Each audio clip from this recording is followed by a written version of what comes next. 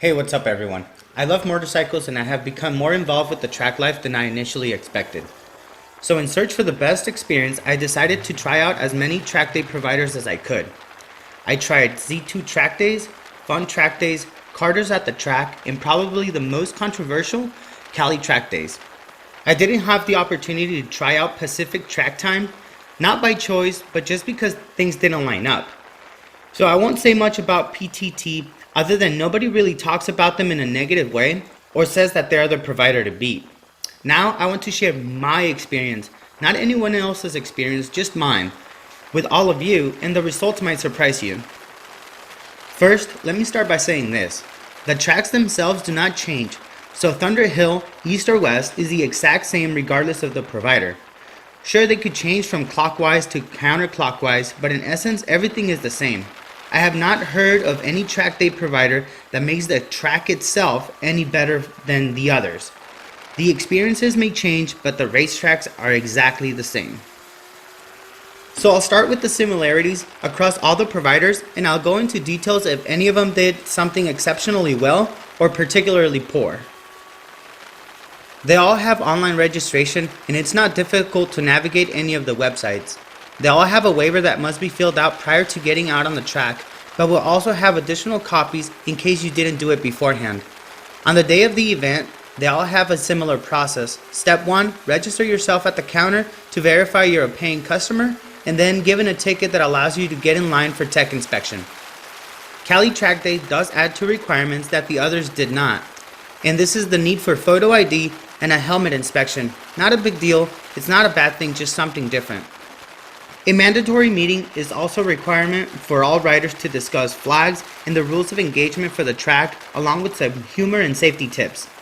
They're all pretty much the same, but things can change a little from provider to provider depending on what they deem appropriate. So read the rules to see if you agree with them or not, and make a decision based on that, not just on the rumors on the internet. Cali Track Days offers to help you get you out to the track with some free gear rentals, also free transportation to and from the track. I'm not sure if they do this always, but that was the only way that I was able to make it down to Buttonwillow. Cali Track Days also asked any of the people that arrived to the venue alone to stop by the registration station to give further guidance on how to take care of their car, motorcycle, and anything left behind in the event of a severe crash. This was a voluntary step, but super cool that they would even offer to help out with this type of arrangements. Again, most of the amenities like overnight camping, power, and garages will be dictated by the venue itself. So look at the venue rules before registering for a specific venue. Still, there are some noteworthy differences in the little things that the track day providers offer to their customers. They all had hot coffee free of charge. Z2 track days and fun track days offered donuts or something similar in the morning as well. Z2, FTD, and Carter's announced that they had Gatorade and bottled water, but I never saw the cooler and it wasn't obvious which cooler would be the one everyone could raid without becoming a thief. Thankfully I had myself covered, and you should too. I'm not sure if this is common, but I did a 3-day long event with fun track days, and every night after the track went cold, they offered free food for everyone, and it wasn't some lame meal, it was a good full meal cooked by their staff. Cali Track Days offered coffee and pastry as well in the morning, but then they really set themselves apart by providing a huge cooler with water and Gatorade for everyone to hydrate throughout the day. It was announced during the mandatory meeting and was properly identified and placed in a shaded area in a very public space, so even the shy people would feel comfortable snagging a few drinks. Additionally, they had a freezer, full of electrolyte popsicles for everyone. The freezer was placed right next to the registration station, but it was facing the outside so you could grab a few without having to ask a staff member. Everyone offers classes free of charge to help the riders become better, but obviously they are catered to the C group riders, or in the case of Carter's, B-. The instructors are knowledgeable and give time for questions during class, and will even stay after class to provide further guidance. On-track instruction is also free of charge during normal events with all these providers, but the level at which they teach does vary. Z2 and FTD had good instructors, and I was super amazed by how much progress I made with only 1 day worth of instruction. I went from riding no more than 80 miles an hour on the straightaway to completing laps in about 2 minutes and 35 seconds very consistently. Cali track days also had good instructors, and they did help me with my concerns both on and off the track. I was having problems with 2 turns in specific, and they continue to provide feedback and different line options that could potentially solve my issues. Finally, I mastered one of the 2 turns that was an issue for me, but the other is still pending. But because it was so hot and I barely wanted to ride, I didn't ask for more on-track instruction. And it was not them who refused to help. There was a kid who kept asking for help, and every time at least one instructor would step up. This kid was on his first track day and by lunch got bumped to B-. Now, this is one of the main reasons everyone recommends Carter's as a track day provider to beat. They have amazing instructors. I work with Camila, and not only did she work with me for the entire session, but she continued to monitor my implementation of her recommendations without me asking. Something that I knew needed attention was my throttle input. Sometimes, not always, I get a little choppy with the throttle, and Camila was able to see this even at a B+ pace, and she told me about it.